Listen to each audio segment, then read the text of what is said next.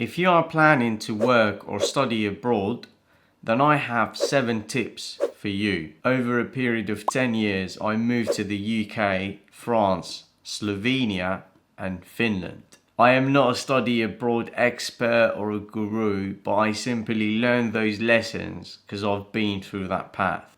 Now for the 4th lesson, it's something that you've probably heard before, but maybe you don't really pay much attention to it. And this is the mistake that I made. When I first moved out of my country, I was pretty young. I was 19 years old. And at that age, maybe I would say I only looked 5 seconds into the future. But that was a big mistake, because it's very important that you plan ahead at least 3 years or 5 years into the future. Don't just jump on the next ship that comes your way. If you are moving abroad, then you must have a goal, and we all have different goals. That's fine. Some people move abroad looking for better opportunities. Some people want to get a better job. Some people trying to specialize in a certain field and improve their knowledge in that, or become experts in a certain specialization. So there are so many different goals, so many different aspirations. Some people aspire to get a different citizenship in another country. Some people want to get permanent residence. Whatever your goal is, it's very important that you look far into the future. So basically, there are so many different countries, and then even after you graduate, the options are very different depending on the country. See in what specialty you want to specialize. Look really far into the future. Consider your options once you graduate. Some countries will give you 6 months to look for a job once you graduate. Other countries will give you up to 2 years. If your goal is to get a second citizenship, some countries allow dual citizenship, or you can acquire it also in 2 years. In other countries, you might have to stay up to 8 years. And in other countries, they don't even allow dual citizenship. So do your research. Whatever your end goal is, consider it very early on and look really far into the future. Also, if your aim is to specialize or pursue a career in a certain industry, then do your research properly, depending on that country where you're going, because there might not be opportunities there. It's not the same everywhere. For example, I studied nuclear engineering. If I had gone to Norway, there is no nuclear industry there. There are some countries that will offer you nuclear engineering courses, but once you graduate, there is no nuclear industry prospect. Let's say I went to Germany, for example. You might find some courses where you can study nuclear physics or nuclear engineering, but once you graduate, there is no industry there. The country is phasing out. So one tool that you can use is the weighted average decision matrix. So you can have a simple table. In the first column, you can list the different factors that you consider important to you. And next to each factor, you're going to add the weight of that factor. So if it's to do with getting a job after graduation, the language, for example, in that country, or the acquiring residence permit or acquiring second citizenship, and then just list those factors, and next to each factor you're going to put the average. So when it comes to the weight of that factor, you're going to assign a value out of 10 that reflects how important that factor is to you. Now on the different columns, you're going to list the options that are available to you. And in this context, it's going to be the different countries, for example, that you are considering. And then next to each factor, you're going to assign a grade out of 10, how good it is.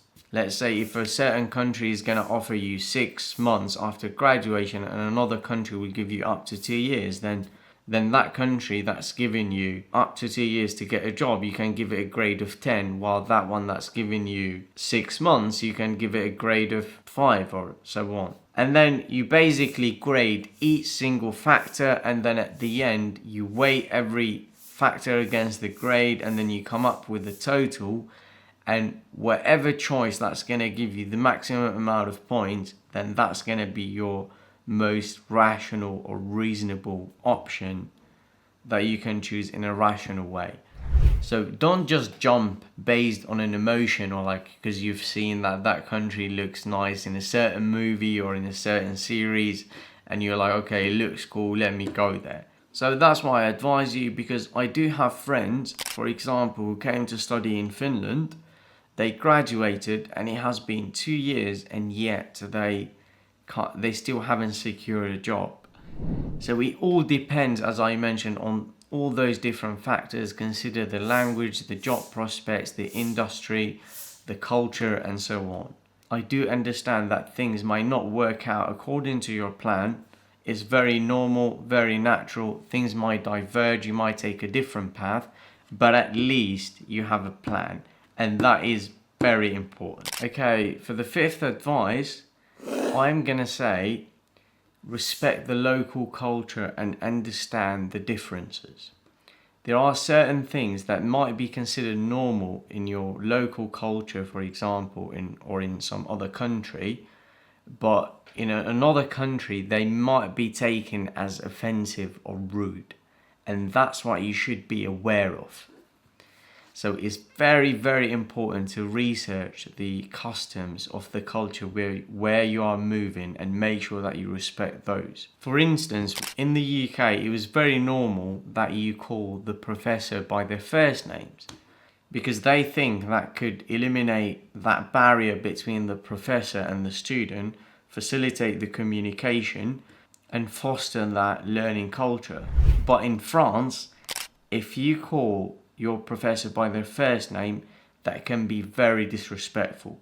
You always have to address them in a formal way by their Mr. or Mrs. and then their last name. Also in the UK, you should pay a lot of attention to the language that you use, especially if you are trying to ask for a favor or give a request to someone else. It's very important that you include a language that would make it come across as being polite. So the use of the word please is very important. I know that in other languages you don't really pay much attention to that. For instance, in Finland there is no such word as please because it just doesn't exist in the language.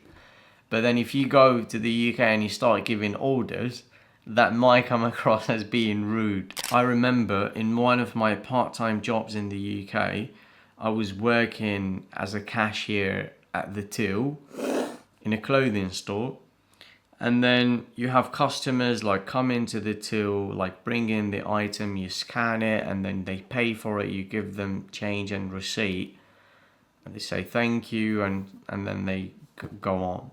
And then one day I had one parent. He was with his little child. The child maybe was, I can't remember exactly, but let's say he was maybe 4 years old. And I remember he was like holding him up, like teaching him how like to give me the item. And it was very cute. Like the parent gave him the amount of money, and then so he could pay for it. He was teaching him how to pay, and then I basically gave him the change and the receipt. I packed the item in the bag and then I gave it back. And then I remember the parent told his child, you should say thank you. But the children, you know, sometimes they are just stubborn. So he was very shy, or I don't know if he was nervous or stressed out, but he just like kind of like froze there and he didn't want to say thank you.